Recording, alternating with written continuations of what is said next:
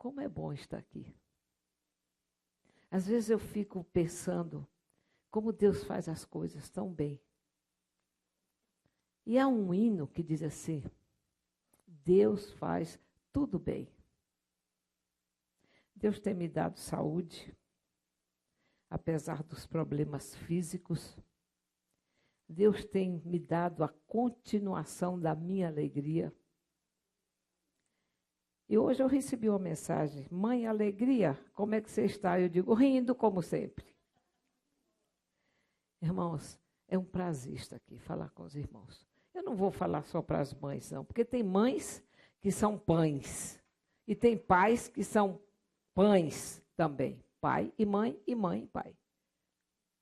Eu perdi minha mãe muito cedo.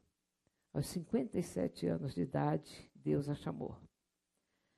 E até hoje eu não esqueço o dia nem a hora, o que aconteceu ali. Eu estudava no Colégio Batista de Tocantinha. E eu era conhecida e tida como uma menina curiosa, alegre, que decorava tudo, decorava poesias, peças teatrais. E minha mãe veio a falecer quando eu estava me formando no ginásio, que era um acontecimento naquela região. Quando uma pessoa se formava no ginásio, estava formada. Já podia casar, já podia fazer o que quisesse da sua vida. Mas Deus chamou minha mãe às vésperas da minha formatura. Eu não queria deixar de participar daquele evento. E a minha professora missionária, Beatriz Silva, pioneira do evangelho naquela região, ela foi para lá no ano de 1936 para implantar o Colégio Batista, implantar o evangelho, implantar a primeira igreja do norte goiano. Fez uma viagem maravilhosa, saiu do Rio de Janeiro de navio. Quem aqui já ouviu aquela música? O Ita do Norte, aquele navio sobre o Ita do Norte, né? Ele saiu do Rio de Janeiro, ela no navio Ita. Fez todo o litoral do Nordeste e foi ancorar em Belém do Pará, para poder chegar ao centro do Brasil, porque daqui para lá não tinha estrada, não tinha avião que fosse. E ali ela embarcou numa lancha a vapor, tocada a lenha. Belém ao centro de Goiás. Foram 40 dias. E eu me lembro muito bem, porque eu tenho a fotografia. A próxima vez que eu vier aqui, eu vou trazer a fotografia desta lancha, que era do meu pai. E aquela moça, jovem, com espírito de missões, uma missionária, foi implantar aquela escola. E eu tive a felicidade de estudar ali. E aos 7 anos de idade, quando eu fui o primeiro dia de aula no jardim de infância, a primeira letra que meus olhos, pela cegueira do analfabetismo, viu, foi a letra J. Não sei por quê. Hoje eu sei. Porque daquela letra J foi formado o nome Jesus. E aquele Jesus, daquela sala, não era mosquito de dengue, não era mosquito da malária, não era da febre amarela, mas ele inoculou no meu coração a vida com Jesus. E eu nasci num lar incrédulo, católico, apostólico, romano, praticante. Nós éramos 9. Porque antigamente era assim, né? Não tinha televisão, não tinha muitas coisas para fazer. Não tinha luz elétrica. Era na lamparina. E a lamparina tinha que apagar, porque senão acabava o querosene. E aí tinha que nascer muitas crianças, né? E ali eu nasci. Mas com a frequência na escola, eu conhecendo Jesus, Deus faz tudo bem. A minha casa, não a casa da minha mãe, mas a casa do meu avô, e vó é a coisa mais gostosa que existe depois das mães, né? Era em frente à igreja. E eu saía da casa da minha mãe, que era muito católica, ia para a casa da minha avó para ficar em frente à igreja. E assim eu passei a frequentar a igreja batista. Foi uma luta muito grande. Não uma luta de raiva com a minha mãe, mas desde o dia que eu aceitei Jesus, que eu vi que era aquele caminho que eu queria seguir, e logo aos 13 anos eu fiz minha decisão perante a igreja, ao lado de Jesus. Ao mesmo tempo, pelo vigor daquela missionária, daquele trabalho, eu também aceitei o desafio de ser missionária. E coloquei na minha cabeça, eu vou ser missionária. Mas eu tinha uma luta muito grande, que era primeiro me tornar realmente uma membro da igreja. E aí minha mãe, que eu amo de paixão, disse assim, você pode até ir naquela igreja, mas mudar de crença você não vai. Bom, só tem um advogado que pode advogar minha causa nessa questão, Jesus Cristo. E eu entreguei para Jesus. Sofri muito, foi muito difícil, porque como eu havia feito o desafio, né, de seguir a Cristo, eu disse, eu vou ser uma crente. E ela impôs, se você for para a igreja batizar, você tem que sair de casa. Bom, uma menina de 13 anos, né, como diz lá no Nordeste, nos cafundó, né? Mas eu vou ser. Não pensava que eu não tinha casa, nem pensava... Primeiro, violência a gente não tinha naquela época lá. Era muito difícil. E eu cheguei na igreja, num dia de uma reunião, que nós chamamos dos obreiros. Havia, no outro dia, haveria os batismos. Eu disse, eu quero batizar. Mas como a cidade pequena, todo mundo se conhece, né? E aí a missionária disse, mas minha filha, sua mãe não deixa, mas eu quero batizar. Então nós vamos formar uma comissão e vamos lá. Porque a igreja, naquela época, não batizava crianças, principalmente sem autorização dos pais. E foram. E eu fiquei na igreja ali. E a resposta foi o seguinte, se batizar, tem que sair da igreja. De casa. E eu disse, eu quero batizar, eu aceito. E eu estou contando isso para vocês verem a minha infância, como é que foi, o meu contato com a minha mãe. E no domingo à tarde, nós fomos para o Rio Tocantins, aquela água linda, e eu lembro até hoje o hino que cantaram, as águas do Jordão desceu, Jesus, o Salvador. E ali eu fui batizada. Às 4 horas da tarde, eu voltei para casa para trocar de roupa e ir para a igreja à noite. Eu cheguei, as portas estavam cerradas da minha casa. E ela lá dentro disse, você aqui não entra mais.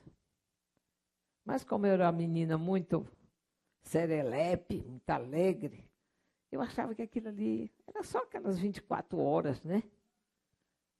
Eu lembro que na minha casa tinham duas mangueiras em frente à casa. Não eram muito altas. E eu fui para o culto com aquela roupa. Deixei enxugar no corpo e fui para o culto. Não conversei com a missionária, não falei com ninguém. Eu disse, eu vou voltar, ela vai me receber, que ela não vai deixar eu ficar na rua. E eu cheguei lá, ela disse, aqui você não entra. Uma cidade sem energia elétrica. Bom, o que me resta fazer é seguir o exemplo de Zaqueu. Vou subir nessa árvore aqui. Ele subiu para ver Jesus. Eu subi porque eu tinha Jesus. E subi. E passei a noite ali. E dali foi uma longa história. Porque no Salmo 27, diz assim: quando meu pai e minha mãe me desampararem, o Senhor me recolherá. E no outro dia eu fui para a escola, com aquela mesma roupa, sem os livros. Aí a missionária, a professora, disse: cadê os seus livros? E eu comecei a chorar. Aí ela me chamou à parte e eu contei. Mas por que você não falou antes? Não, tudo bem, já passou. Irmãos, então, a partir dali, a minha vida foi se tornando uma história naquela cidade. E minha mãe não abriu as portas para mim. Mãe é desdobrar fibra por fibra o coração. Eu aprendi essa poesia. E eu queria saber por que as fibras do coração da minha mãe eram tão fortes. Mas eu não levei a ferro e fogo. O que eu tive que fazer? Comecei a orar. Aí as missionárias me recolheram. E depois de um tempo, eu estava na casa da missionária para encerrar esse capítulo. E bateram na porta. E eu tive a felicidade de abrir a porta. Quando eu abri, ela, chorando copiosamente e me abraçando e pedindo perdão. E dizendo assim: eu sei que esse seu Jesus é o melhor. Mãe, é isso, é corda de coração. E essas cordas são moles, né? Ontem, quando a nossa irmã, cadê a nossa irmã? Está ali, abraçou o filho aqui chorando, eu caí em lágrimas também. Porque no sábado 29, eu estava em Monte Sião casando o meu filho. E nesse abraço, as cordas enfraquecem, cordas vocais, cordas lacrimais, cordas coronárias, né? Mas, recebendo o convite do meu pastor, eu não sei se a gente pode dizer pastor, a gente é mais velha, né, missionária, mas eu tenho o maior respeito por eles.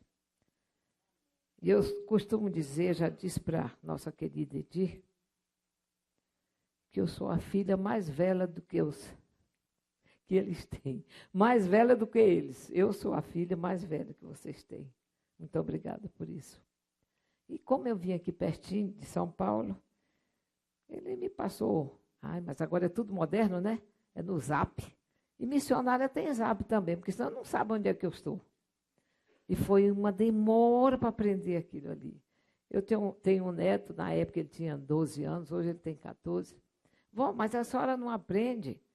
A senhora tem que estudar, meu filho. Para eu voltar tudo para estudar, não consigo. Mas eu aprendi. E ele me convidando para falar no Dia das Mães. Olha, eu não tinha como dizer não. Numa igreja linda, maravilhosa, as irmãs lindas, todos lindos. Para mim é um privilégio estar aqui, falando com vocês. Mas eu quero ler umas passagens da Bíblia, porque cada vez que a gente vai dar uma palavra, nós temos que buscar a bênção da palavra de Deus, temos que buscar a orientação do Espírito Santo para que as palavras que fluam e que toquem nas pessoas.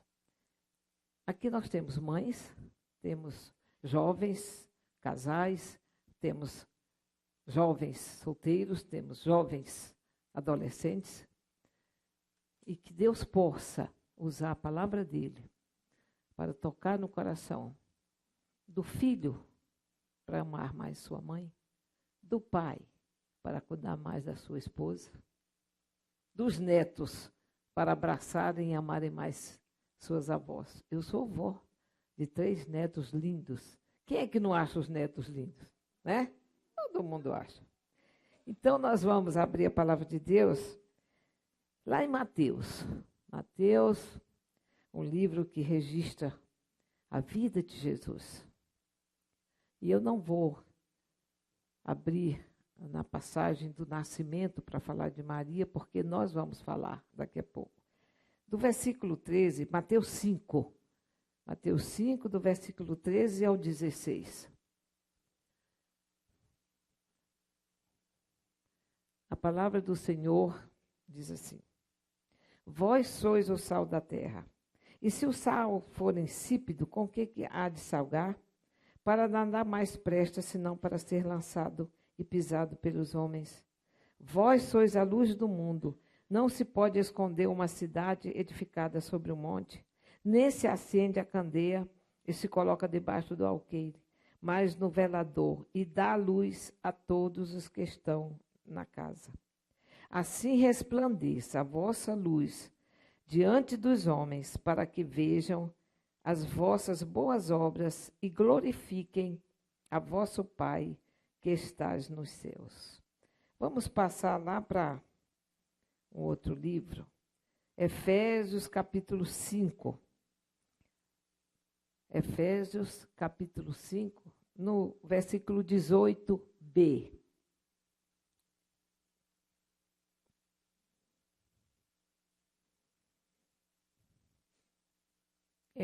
Este capítulo fala sobre a santidade cristã, quando o apóstolo fala: sede, pois, imitadores de Deus, como filhos amados. Mães, pais, filhos, vocês são filhos de Deus. No 18, a parte B diz assim: mas enchei-vos do Espírito. Sal na terra, luz no mundo, cheios do Espírito Santo. Bom, eu cheguei hoje para a dona Edith, a senhora me empresta uma xícara? Que para quê? Não, depois vocês vão ver. Pastor Edith diz que sabe o que é, eu acho que não. Mas aqui tem uma água, né? Eu vou destampar. Espero que não caia aqui, né, pastor Edith? Mas antes eu vou tomar um pouquinho. A gente não pode ver água, não, que dá vontade de beber, né? Eu estava falando com as irmãs, com o Amazonas, que Palmas é a cidade mais quente, uma das mais quentes do Brasil. Vocês veem aí no horário nobre. Aí vem São Paulo, não sei o quê, não sei o quê, não sei o quê. Palmas, 35, 36 graus. Mas não é isso, não. É 40. E ninguém aguenta sair no sol lá, não. Mas aí, no Amazonas, também é quente. Lá em Santarém é quente. Mas quando você vê aquela imensidão de água, aí você se refresca, né? E lá em Tocantins, onde é a minha base, norte do Tocantins, tem um rio Tocantins, e todo dia eu tomo banho naquele rio. Acho que é por isso que eu estou nova, né? E eu costumo dizer que a minha juventude é só até às 18 horas. Aí as pessoas perguntam, uai, por quê? Porque depois das 18 vem uma tal de umas primas, uns parentes para a gente assim. É prima de todo jeito, é tio de todo jeito. E quem são elas? Artrite, artrose, bursite, tendinite. E agora chegou mais um, tal de fascite no calcanhar. Para uma missionária que anda 12, 13, 15, 20 quilômetros, como é que vai fazer? Cortar o pé eu não vou. Mas Deus tem um jeitinho dele, né? Quando não é de carro, é de charrete. Quando não é de charrete, é de cavalo. E eu aprendi a andar nesses instrumentos todos. Graças a Deus por isso. Mas o que eu quero falar hoje, meus queridos, é sobre essa xícara. Quem não tem uma xícara em casa? Todo mundo tem uma xícara. Uma xícara, um caneco, um copo, né? Que tem uma grande utilidade. Ela é redonda, ela tem uma asa e tem um suporte. Mãe, você é como uma xícara. Porque você é tão útil quanto uma xícara. Você tem uma base, pelo menos deve-se ter, que é a base de Jesus, na palavra de Deus, para ensinar seus filhos. Mãe, você tem essa parte que você coloca muitas coisas que vocês vão ver, o que eu vou colocar aqui. Mãe, você tem uma asa para ser segurada pelos seus filhos quando precisam. É um pequeno recipiente, feito de cerâmica, de vidro, de plástico, né? E ele se destina a café, a chá, até água mesmo. Tem dia que a gente bebe na xícara, né? Um golinho de água. Ela parece frágil. Eu disse, olha, querida proprietária desta xícara, se eu quebrar, eu acho que eu não vou encontrar outra, não, mas não vou quebrar, não. Porque é frágil. Mães, nós somos frágeis. Mas quando essa xícara é cheia de muitas coisas, ela se torna forte. Ela tem um aspecto delicado, tem umas de porcelana que a gente não pode nem pegar, né? Mas enfrenta muita coisa. Sabe qual é a coisa pior que ela enfrenta? Quem sabe? A temperatura. E eu disse hoje ao pastor, eu não gosto de café muito quente, não. Leite quente eu não bebo de jeito nenhum, porque eu aprendi com os gaúchos. Tem um gaúcho aqui? Ali, ô tchê. Gaúcho diz assim, eu estava lá numa cidade, em Vacaria, quando eu disse que eu não tomava leite quente. Aí disse, é verdade, leite quente dá dor de dente. Né? Mas ela é forte, ela suporta. Mãe, nós suportamos muitas coisas, né? E eu me lembro que eu estava no Rio de Janeiro, há tempos atrás, quando eu estudava lá na Escola de Obreiras. O primeiro grande bandido daquela cidade chamava-se Cara de Cavalo, ou Bandido da Luz Vermelha, que muitos ouviram falar. E eu estava lá no Iber, naquela época era Iber, hoje é 100. Quando mataram o bandido, que a polícia andava atrás dele. E eu vi uma cena que nunca esqueci. São 50 anos passados. A mãe do Cara de Cavalo, porque foram levá-lo para a família. Ele foi identificado e foi levado para a família. Não tinha lugar que não tivesse um furo de bala. Ele era muito perigoso. E eu vi aquela mãe chorando, abraçada naquele filho e dizendo, ele pode ser o maior bandido, mas ele é o meu filho. Mães, nossos filhos às vezes seguem caminhos que nós não desejamos, mas eles são nossos filhos. Há quem passe por este mundo sem dar conta de que sua vida pode ser tão útil quanto essa xícara. Eu estou vivendo por viver. Mas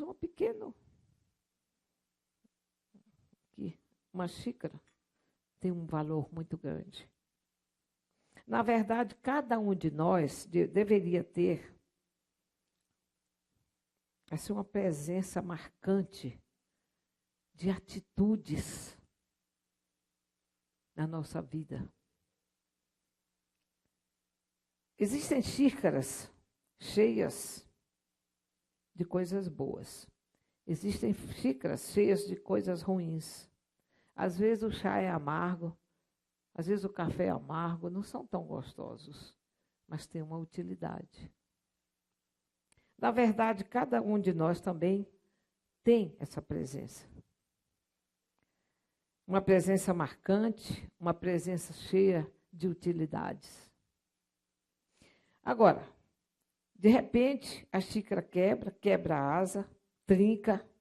O que nós fazemos? Jogamos fora.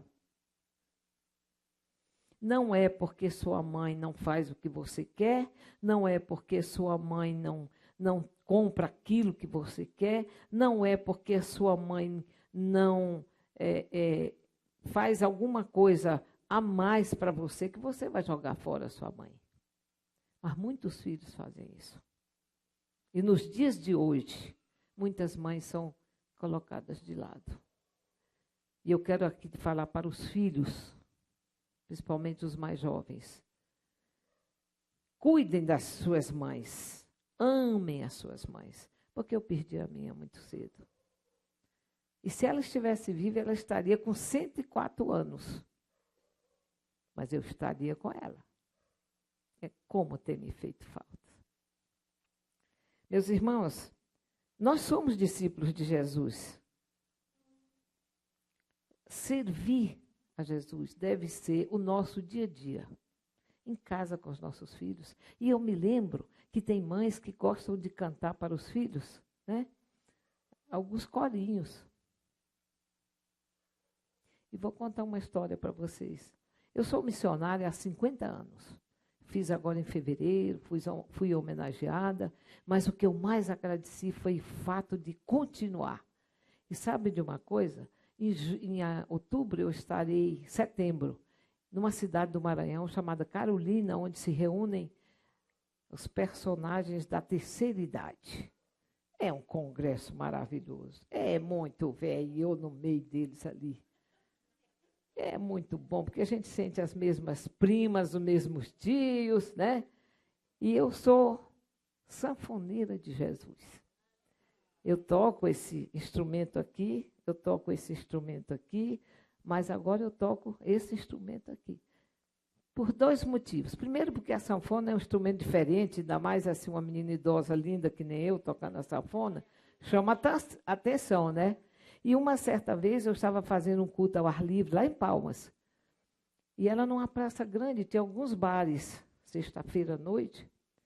Aí, 2 rapazes que estavam lá, quando eu abri no hino 112, glória, glória, aleluia, depois ele me contou, disse, rapaz, ali vai ter um forró, vamos lá. E é uma mulher que está lá tocando. E nós estávamos tocando hinos e fizemos um culto. E eu percebi que ele estava com uma latinha de cerveja na mão. Aí ele veio com a latinha de cerveja. Quando ele foi me identificando, me olhando, ele foi botando cerveja aqui e ficou até o fim. A cerveja esquentou e ele teve que jogar fora. Graças a Deus por isso. Então, a utilidade que nós temos é de várias maneiras. Porque nós temos um versículo que diz assim, para que os homens, vendo, acabamos de ler, as vossas boas obras, glorificam o Senhor, que está nos céus. Mãe, você glorifica Deus na cozinha, você glorifica... Eu gosto de lavar prato, né, irmã Edi? Adoro lavar os pratos. Primeiro, porque movimenta meus dedos, né, é um exercício. Segundo, porque nós temos que ser úteis. Eu não sou uma missionária pesada, sou? De vez em quando ele diz que eu sou, mas eu não sou, não. Eu gosto de ajudar, eu gosto de fazer uma tapioquinha, porque tapioca é coisa do interior, né? E assim a gente procura ser útil. Toda xícara possui seu formato, né? Isso significa que ela pode receber várias coisas. Tem vários tamanhos, pequenininha. E uma vez eu participei de um concurso, o seguinte, eu tinha um nariz adunco, nariz maior. Depois essa história do nariz é outra época. E o concurso era o seguinte, quem conseguiria tomar café na menor xícara sem colocar o nariz dentro. Aí era difícil. Pastor, eu sei que o senhor não ia conseguir, não. Né? Aquelas xicrinhas de café, né? A xícara não topa logo ali, né? Então, queridos, as coisas são assim. Mas a mulher cristã, a mulher que serve a Cristo, a mãe verdadeira, a serva do Senhor, ela é dispenseira da graça de Deus. E uma vez eu estava falando, e lá no interior, esses nomes difíceis, assim, o povo não sabe o significado, não. Aí vem uma irmã e diz assim, irmã, a senhora falou que eu era dispenseira da graça de Deus. É porque eu tenho que ficar na dispensa, é? Você sabe que tem um cômodo na casa que é para colocar as coisas lá, que chama dispensa. Digo, não, minha filha. Né? Você é aquela que pode influenciar outras pessoas para que sigam a Jesus. Essa xícara aqui, eu vou encher de água. Colocar um pouquinho aqui. Só um pouquinho. Esse pouquinho não vai dar para nada. Como é que a gente diz? Um gole de café. Nesse caso aqui, para que eu me satisfaça melhor, ela tem que estar cheia. Ou café preto, tem gente que toma isso aqui tudo de café preto. Eu gosto de tomar com leite. Ou chá. Ninguém serve. Você serve, eu compro uma xicrinha de café. Você compra uma xícara de café, aí vem a quantidade que o elemento coloca lá. Que sentido faria se você, mãe, fosse uma xícara só pela metade para Deus? Não, eu não vou para a igreja. Eu sou crente, mas sou crente aqui em casa. Não, eu vou à igreja, mas ler a Bíblia mesmo é só o pastor que lê. Não, eu vou, mas meus filhos, se quiserem ir, vão. Se não quiserem, não vão. Isso é ser xícara pela metade.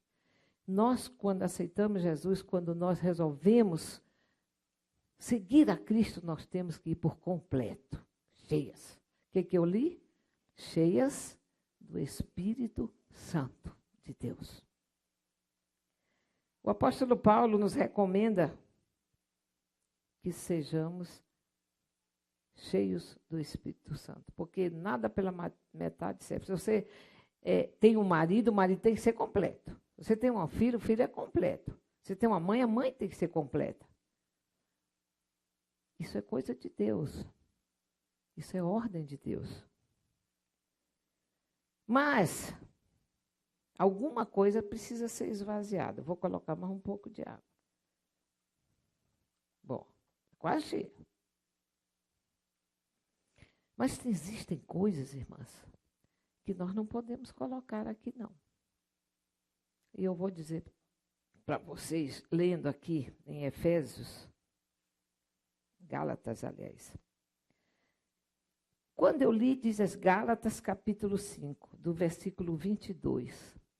Quando eu disse a vocês, eu li aqui que nós devemos ser cheios do Espírito Santo, o que significa isso? Cheio de quê? Eu estou colocando água aqui nessa xícara. Então, eu vou dizer a vocês. Mas o fruto do Espírito é caridade, gozo, paz, longanimidade, benignidade, bondade, fé, mansidão, temperança. E se vivermos em Espírito, andemos também em Espírito. Então, nós colocamos aqui, que foi que nós colocamos primeiro? Caridade, que significa amor. Gozo, paz, longanimidade, benignidade, bondade, mansidão, temperança e... qual é que falta? Fé. Olha, tu não cai. Todos esses frutos do Espírito Santo são valiosos na nossa vida. Nós temos que ter amor pelos nossos filhos, aqueles que têm marido pelos maridos. Deus me deu um, mas depois ele resolveu sair. Eu digo, vai, porque meu casei foi com Jesus mesmo.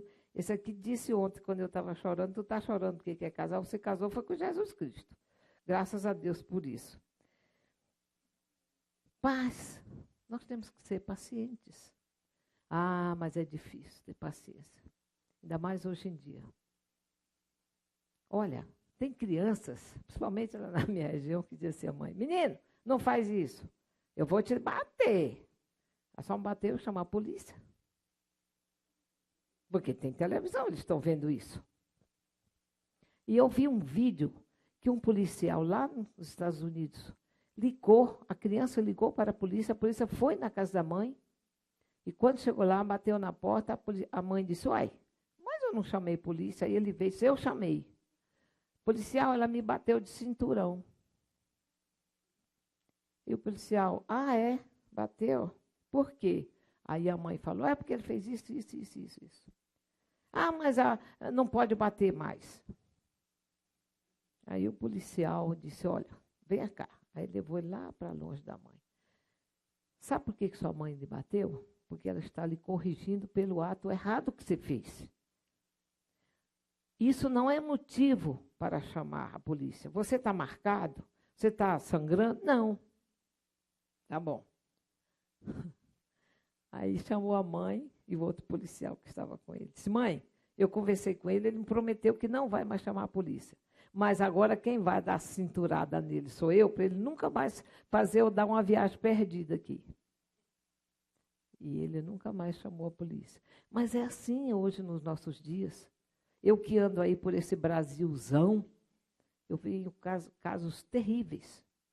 Hoje a mãe sendo morta pelos filhos, espancadas, né? É uma tristeza pensar naquela Cracolândia que tem aqui. Quantos jovens, mas quantas mães também estão ali. E é por isso que nós temos a Cristolândia, porque, meus irmãos, em todo lugar desse Brasil, onde tem drogados, só Jesus Cristo liberta. Isso está comprovado. E eu tenho lidado com muitos deles. Só Jesus Cristo liberta. Então, paciência nós temos que ter. Nós temos que ter também longanimidade. Nós temos que ser boas mães, benignidade.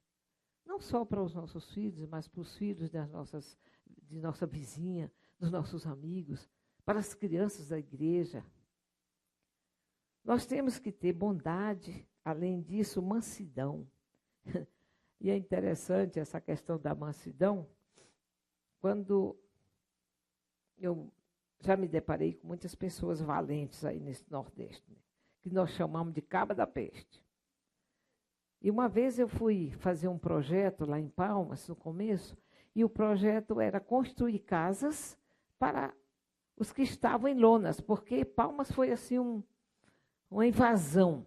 Quem não tinha casa vivia naquelas lonas pretas, com sol de 40 graus, sem água, sem luz, era um sofrimento. E o prefeito, na época, fez um projeto de fazer um cadastro de cada família que estava ali para que desse uma casa. E eu fui escolhida para conversar com as pessoas. E, às vezes, eu chegava, eles me recebiam muito bem, porque já sabiam do projeto. Só que alguns eram valentes. Quando eu chegava lá, eles diziam assim, não vai entrar aqui. Não vai tomar meu terreno. Não era deles, aqui eles chegaram e invadiram. Não, eu quero fazer um cadastro para que nós possamos construir uma casa aqui para você. Não vai de jeito nenhum. E eu saía. Outros, eu nem entrava porque ele já estava com um facão colhindo ali na frente. E eu ajudei a construir aquela cidade. Mas o que eu quero terminar aqui da xícara é o seguinte. Mansidão, temperança. Mãe, a gente às vezes perde a paciência com os filhos, né? Menino não quer fazer isso. Menino não quer lavar isso. Mãe, isso assim. A gente tem que ter temperança. Não pode ser muito boazinha, né? Mas também não pode ser violenta. Principalmente porque a palavra de Deus nos disse que nós temos que ser imitadores de Cristo. E Jesus é o quê? Amor, bondade, paciência, benignidade. E eu quero dizer a vocês, mães, mulheres queridas dessa igreja, que eu gostaria muito de falar muito, mas o tempo não permite. Mas eu vou contar algumas historinhas, antes de passar para essa segunda parte, que é o que as mães da Bíblia nos ensinam. Às vezes a gente não quer ler muito o Velho Testamento, não. A gente passa assim, lê Gênesis, Deuteronômio, até Mateus. Mas aquilo que a gente se prende mais é o Novo Testamento.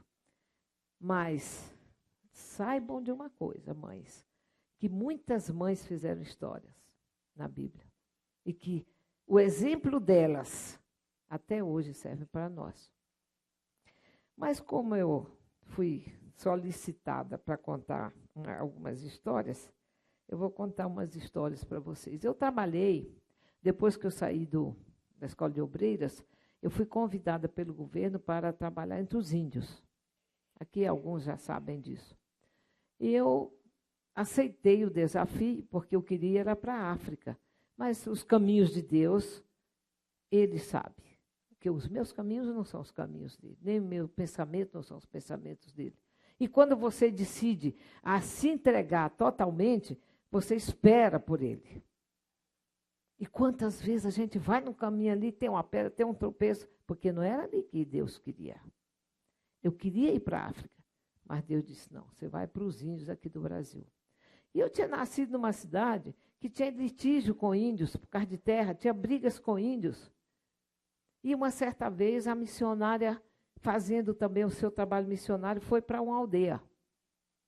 E disse assim para mim, eu estava começando a querer tocar o instrumento, e vamos lá comigo na aldeia. Ah, eu não vou não, porque a gente tinha problemas ali com aqueles índios. Não, mas eu quero que você vá, porque você vai conseguir com seu avô os cavalos para a gente ir. Então eu dizia para meu avô, vô, o senhor empresta os cavalos para as missionárias? Mas você vai, né? Acho que ele tinha medo dos cavalos sumirem, qualquer coisa, como se eu tomasse conta dos cavalos. E nós íamos. Um cavalo era para levar o órgão da missionária, que era uma mesa, assim, um móvel, que era aquele de fole ainda. E eu não sabia por que ela queria me levar. E aí, nós fomos, começamos o culto. E culto de índio, gente, na aldeia é a coisa melhor do mundo, porque você começa às 7 horas da noite e termina às 7 horas da manhã. Não tem problema de horário, não tem problema de sono, sabe por quê? Porque a primeira parte a gente lê a Bíblia, a segunda parte a gente canta, eu toco sanfona, depois, quando chega a outra parte, é comer. Então, fica nesse rodízio. Bom, aí começamos o culto e quando terminou, o índio chegava para ela, toca culto, toca culto. Ora, um índio com a flecha na mão, uma borduna do outro, como é que a missionária saía? E ela não aguentava mais fazer esse movimento com as pernas. Aí ela, vem cá, você fica baixada aí fazendo o movimento. Então eu fazia o movimento do fole ali. E assim fazíamos o culto. Mas eu fui trabalhar entre os índios lá em Porto Seguro. Eu estava gestante e eu tive o primeiro filho aqui, na maternidade Matarazzo. Fui trazida aqui pelo órgão para ter o meu filho. Maternidade Matarazzo era o auge naquela época aqui. E eu quase morri. Eu tive uma coisa que se chama atonia uterina. O útero abre para dar passagem à criança, mas não fecha. O que acontece? Você morre de hemorragia. E eu tive hemorragia. E graças a meu Deus, ele tinha um recado para mim. Você não vai morrer agora não, porque você vai falar de Jesus. E foi muito ruim aquele momento. E o médico disse, você não pode ter mais outra criança fora do hospital. Tá bom. Um ano depois, lá na aldeia não tem televisão, um ano depois eu estava gestante. Aí veio a minha menina, que hoje é uma mulher de Deus, linda, toca teclado, não, ela não toca, ela não quis teclado, ela quis cordas, violão, canta, é esposa de pastor, graças a Deus. E aquela menina, eu estava com 8 meses e meio, já no 9º mês, na aldeia. E a aldeia que eu estava era no Monte Pascoal, lá onde Cabral deixou as botas. Estava lá. E eu disse, olha, nós vamos para a cidade, porque estou prestes a ganhar essa criança. E a viagem era feita de batelão. Batelão é um barco que as partes são mais altas, né? E a vela e um motorzinho no mar. E nós tínhamos que esperar o dia do vento sul, porque nós estávamos aqui, nós tínhamos que ir para lá. Então, o vento sul carrega a vela para lá. Eu, meu esposo, na época, 3 índios e o barqueiro. E lá nós vamos no mar, vai para lá e vem para cá. E eu sentada no fundo do barco ali. Não tinha nada preparado. A única coisa que eu tinha era uma caixa de primeiros socorros que eu aprendi, que eu ganhei na escola. Eu sou enfermeira de formação. Fiz enfermagem na Cruz Vermelha, lá no Rio. E aí, naquele momento ali, vai para cima e vai para baixo. Eu senti vontade de fazer o primeiro, número 1. Vocês entendem? Principalmente gestante, né? Só que a coisa não parava. E foi. Eu digo, é água no mar e é água aqui dentro, nós vamos afogar, né? Era a bolsa de água que tinha rompido. E eu, como enfermeira, como parteira, eu sabia que tinha chegado a hora de ganhar minha filha ali. Eu disse, meu Senhor, meu protetor, me ajude. O que eu tinha que fazer? Falei com o meu ex-esposo, falei com o barqueiro, com os índios, nós temos que ancorar aqui, em qualquer canto aqui. Nós estávamos no litoral da Bahia, perto de Porto Seguro. Mas não dá, porque lá tem Recife, e se nós formos com esse temporal, estava chovendo, nós vamos bater no Recife e morre todo mundo. Digo, não, Deus vai achar um lugar aí. E eu ali, já começando a sentir aquelas dorzinhas, eu orei, Senhor, esta criança que vai nascer, porque não tinha ultrassonografia, não sabia se era homem, se era mulher, mas aquela criança seria dedicada a Ele. Não importa se eu não sobrevivesse, mas eu queria que ela sobrevivesse.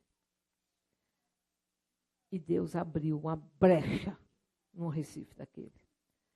E, de repente, eu vi que acalmou. Eu digo, será se é a história de Pedro? Será se é a história de Pedro? Mas tudo bem.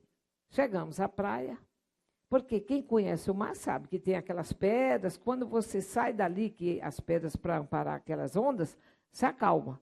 Aí me colocaram na praia, e eu falei, não, me coloque mais acima naquelas árvores ali, porque eu já não conseguia andar direito. E aí eles me encostaram naquela árvore, e eu orei, toda molhada. A única coisa que não estava molhada era a camisa do pai da criança, que ele colocou num saco plástico. E aí encostei ali naquela árvore, e de repente, Suiane é o nome dela. Nasceu na praia. No esforço que eu fiz, ela caiu na areia com a cara. Comeu areia logo, foi cedo. Porque a criança nasce assim. Quando eu virei, eu olhava. Não, Senhor, não é minha, não. Eu vi que era menina, mas não é minha mesmo. O que aconteceu? Olhava para o mar, olhava para ela. Pastor Eli conhece. Os olhos azuis. Mas eu sou nega preta, dos olhos pretos. Mas o pai tinha os olhos verdes. E a avó tinha os olhos azuis. A influência de mãe. O sangue de mãe. E aí eu vi aquela menina ali, tão pequenininha, branquinha, dos olhos azuis. E me esqueci de mim. Eu não tive dor. Eu não tive sangramento, que os médicos disseram que eu tinha que ir para o hospital, porque senão ia ter hemorragia. E aí, eu abri a caixa, mandei abrir a caixa, e olha, que parto lindo. O barqueiro aqui do lado de trás, mas os 3 índios olhando para mim.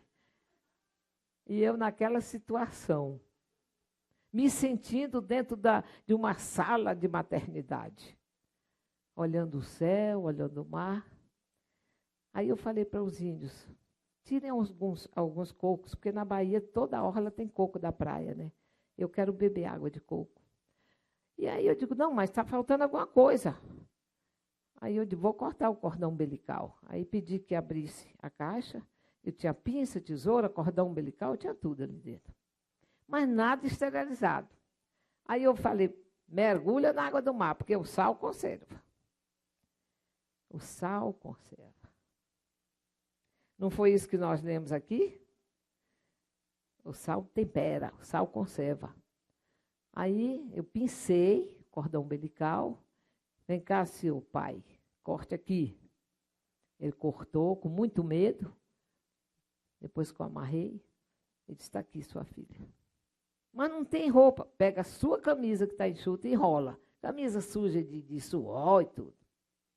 Bom, aí terminou ali. Eu lembrei que tinha alguma coisa a nascer ainda, que era a placenta. Aí eu fiz uma manobra e a placenta saiu. E eu esperei hemorragia, né? Porque o médico disse que eu ia ter hemorragia. Mas aqueles que renovam as suas forças no Senhor são protegidos disso. E aí eu peguei aquela placenta e virei para eles e disse, vocês vão enterrar, que a gente costuma enterrar, né? Lá no norte. Lá naquela árvore ali. Aí vocês cortam um pedaço dela, escrevam a data e colocam umas pedras, porque eu quero voltar aqui. Aí peguei aquela criança que estava ali com aquela camisa. Eu tinha que me lavar, eu tinha que me limpar. Eles me ajudem. E me levaram até a praia, depois ao mar, e eu entrei até aqui com ela no colo. Quando a água bateu aqui, no pescoço da minha filha, vamos banhar. Eu esfregava ela com a água do mar, eu também, e saímos dali limpíssimas. Só que o sal seca, né? No corpo da gente. E depois nós conseguimos continuar aquela viagem. Voltamos para o barco. E hoje Suiane tem 43 anos, mãe de 3 filhos. Uma serva de Deus. Mãe, Deus não desampara. Olha, eu teria que contar muitas histórias, mas o tempo já está ultrapassado.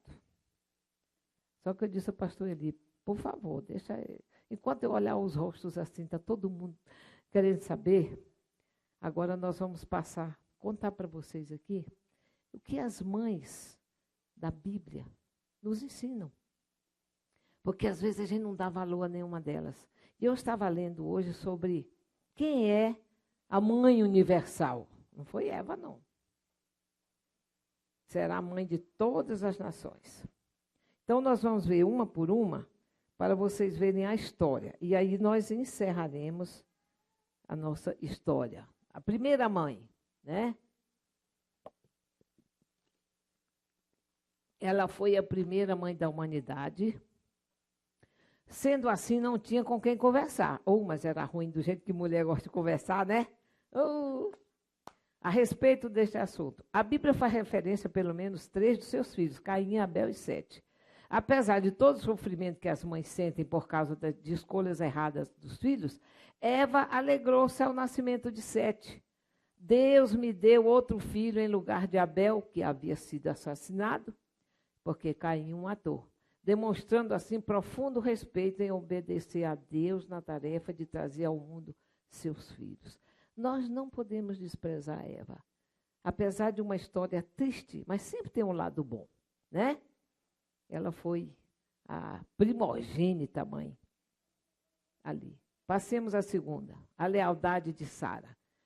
Como esposa de Abraão, ela recebeu a promessa de que seria mãe de muitas nações. Eu escolhi Sara como a mãe das nações. Uma mulher que, porém, não precisou exercer sua grande fé, pois era estéril. Aí deve ser triste, né? Ser estéril. E gerou o único filho em sua idade avançada. Eu acho que eram uns 90 anos que Sara tinha. Soube esperar o tempo do Senhor, sendo leal ao seu marido e ao Senhor. E criou o seu filho com amor e retidão. Olha aí o amor, olha aí o que nós estamos enchendo a xícara de retidão, porque nós temos que dar exemplo aos nossos filhos, evidenciados pelo caráter de Isaac. Se espelhou. Vamos ver a outra mãe. Rebeca. Rebeca foi a resposta às orações dos pais de Isaac, porém não podia ter filhos também. Através do poder da oração, ela gerou gêmeos. Olha, a oração, vocês sabem que faz muitas coisas. E através da oração eu tenho recebido bênçãos incontáveis de Jesus. Não só por ser mãe, porque nós pedimos muito pelos nossos filhos, né? Mas porque a oração é muito forte. Buscando sempre obedecer a Deus, tomou decisões e mudou rumos, sendo assertivo em sua determinação, desafiando até mesmo os costumes da época em que viveu. Eu acho que eu era igual, Sara é igual eu na minha época lá, em Tocantins, naquela região. Eu sempre fui uma menina muito serelepe, eu gostava de subir em árvore, gostava de nadar no rio, gostava de jogar bola, né? E se fosse hoje, eu era jogadora de futebol feminino, que eu gostava de futebol, né? Passemos a outra. Perseverança de Ana. Nós temos que perseverar, né? Mãe tem que perseverar. Uma das histórias mais tocantes da Bíblia. Ana não podia ter filho. Interessante. Essas mulheres não podiam ter filho e, de repente, todas tiveram. Por quê? Porque eram mulheres de Deus. E Deus transforma, Deus faz acontecer. Porém, orava e sabia que um dia teria. Prometeu a Deus que se ele concedesse o privilégio de ser mãe, ela o entregaria, igual eu entreguei a minha filha. Foi abençoada e o tempo chegou, dando a ela a luz um menino, o qual entregou a Deus, levando-o à sua casa, assim que estivesse desmamado, cantando louvores a Deus. E ontem eu estava contando que quando eu estava na aldeia, minha filha já amamentando, eu precisava atender alguns índios fora da casa, fora onde eu estava. Tinha que ir na mata, ver algum caso. Então, a minha filha ficava em casa e passava a hora de mamar, e eu não havia chegado, e ela chorando, e algumas índias iam lá para ver o que ela estava chorando. E elas amamentavam minha filha. Então, era tão lindo, as índias morenas, né? E ela bem lourinha dos olhos azuis. E eu tenho até uma fotografia assim, a índia dando mamar para a filha e dando mamar para a minha filha, o branco e o preto. Por isso que eu sou Botafogo hoje, viu? Branco e preto. Então, quando terminou, que eu cheguei, que eu peguei minha filha, ela disse, eu dei mamar para ela. Oh, muito obrigada, tudo bem.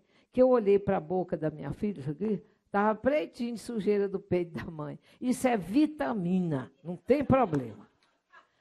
Terceira, quarta mãe, Joquebede, mãe de Moisés. Essa aí foi uma mãe por excelência. Essa aqui cortou as cordas do coração de tanto doer por causa desse filho.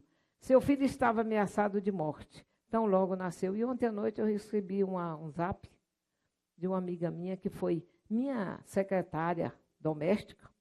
Dona Concita, onde a senhora está? Dona Concita, eu estou em São Paulo, porque mataram meu filho. Quantos anos esse menino tinha? 16. Quem matou? Não sei. Eu queria que a senhora estivesse aqui. Eu disse, então vou orar por você, mas eu não posso estar aí. É duro você ouvir uma notícia dessa, né? Moisés, criado por alguém que não fosse do seu povo, né? Moisés foi encontrado pela filha do faraó e ela escolheu Joquebede para amamentar e criar Moisés. E Moisés cresceu, foi levado ao palácio do faraó e posteriormente tornou-se o salvador do povo hebreu. Vamos ver a quinta. A humildade de Batseba. Eu falei aqui nos frutos do Espírito, né? Vocês estão vendo que todas elas têm, né? A xícara está cheia. Vamos ver o que vai chegar. A humildade de Batseba. Sua vida foi marcada por um erro, mas isso não foi motivo para desânimo. Ela foi forte, valente, fiel, e seu marido, e deu à luz um dos homens mais sábios que o mundo conheceu, o rei Salomão. Sabe o que é isso? Mãe que gera um filho, o que pede a Deus que esse filho venha, ela começa a orar antes de ser gerado, e vai, e ora para que o filho seja um homem de bem, um homem de Deus. Isso é importante. Ela é citada na genealogia do próprio Jesus Cristo, descendente do rei Davi. Obediente a Deus, ajudou seu marido e os filhos a manterem o reino salvo. Salomão foi uma bênção. Nós sabemos que tem as coisas erradas, mas tem muitas coisas certas. A obediência de Isabel. Tem muitas mães que não são obedientes, não, né? E tem muitas mães novas que não obedecem às suas mães e nem obedecem a Deus. E é por isso que nós queremos. Agora eu vou falar uma coisa para vocês. Meu nome aqui, verdadeiro, é Conceição. Aqui me conhecem de Conceição. Lá no norte é Concita, um apelido. Sabe o que significa Concita? Convidar, chamar, convocar. Então eu quero convocar as mães. A Concita convida vocês a serem boas mães. Filhos, amem suas mães, porque vale a pena. Porque depois vocês vão chorar, minha mãe. Mas depois eu vou terminar isso. Mesmo com a idade avançada, ela o gerou e o criou para ser aquele que prepararia o caminho para o Messias. Ela sabia de sua importância no plano de Deus e cumpriu muito bem o seu papel. Vamos ver a outra mãe. A submissão de Maria. Maria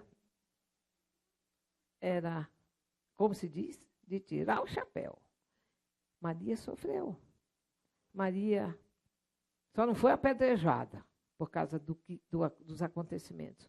Escolhida entre todas as mulheres que nasceram no mundo, Maria era especial, conhecedora das Escrituras, isso é muito importante, mãe. Ensina a criança no caminho que deve andar até envelhecer, não vai esquecer. Eu não esqueci coisas que eu aprendi com 7, 8, 9 anos de idade. Ao receber a visita do anjo informando que ela geraria um filho, o Salvador do mundo, ela simplesmente respondeu: eis aqui a serva do Senhor. Ela sabia dos riscos de morte que a acompanhariam, porém escolheu ser obediente e fiel, sujeitando-se à vontade de Deus. Essas mães vieram em épocas difíceis, como são os dias de hoje. A inspiração e exemplo delas fortaleceram e fortalecem as mães de hoje e de sempre. Maria, a mãe de Jesus. Eu ouvi uma pregação de uma missionária que dizia assim, tem muitos católicos que dizem, eu não gosto dos crentes não, porque não gosto de Maria. Não, nós gostamos de Maria, nós respeitamos Maria. Ela foi muito especial, ela nos traz um exemplo de humildade, ela nos traz um exemplo de submissão, porque ela poderia dizer, não, eu não quero. Eu não casei ainda, mas ela foi submissa à vontade de Deus. Só tem uma coisa, ela é mãe de quem? O que diz ali? Do Salvador do mundo. E muitos confundem, porque acham que Maria salva. Não, mas não salva não, mas ela dá uma ajudinha ali. A ajudinha que nós temos para a nossa salvação foi a cruz do Calvário. Né? Bom, passa mais um aí. O que elas nos ensinam? Os frutos do Espírito, o conteúdo da xícara. Coragem, lealdade, determinação, constância, fé, humildade, obediência e submissão. Eu até poderia passar para falar uma poesia, mas eu vou falar uma poesia para vocês para encerrar, queridas. Eu estou muito feliz de ter falado a vocês, espero que vocês tenham aproveitado, que tenha sido, assim, penetrado no coração de vocês. Espero que vocês possam pensar que ser mãe é a melhor coisa do mundo. Apesar das dores, apesar do sofrimento, apesar das dificuldades, mas ser mãe é o que eu vou dizer a vocês agora. Essa poesia, quando minha mãe faleceu, eu contei aqui, a professora disse, você vai recitar uma poesia no culto fúnebre de sua mãe. Eu disse, mas eu não dou conta. Como é que eu dou conta? Não, você vai recitar, porque você aprendeu essa poesia e você vai recitar aqui. E eu recitei essa poesia. Diz assim, ser mãe. Ser mãe é desdobrar fibra por fibra o coração. Ser mãe é ter no alheio o lábio que suga o pedestal do seio, onde a vida, onde o amor cantando vibra. Ser mãe. Ser mãe é ser um anjo que se libra. Sobre um berço dormindo é ser anseio, é ser temeridade, é ser receio, é ser força que os males equilibram. Tudo bem. Tudo bem que a mãe goza o bem do filho, é espelho em que se mira a afortunada. Mãe é luz que lhe põe nos olhos um novo brilho. Mas mãe é ser andar chorando num sorriso. Ser mãe é ter um mundo a não ter nada. Ser mãe é padecer no paraíso. Amém, irmãs? Desculpem esse tempo.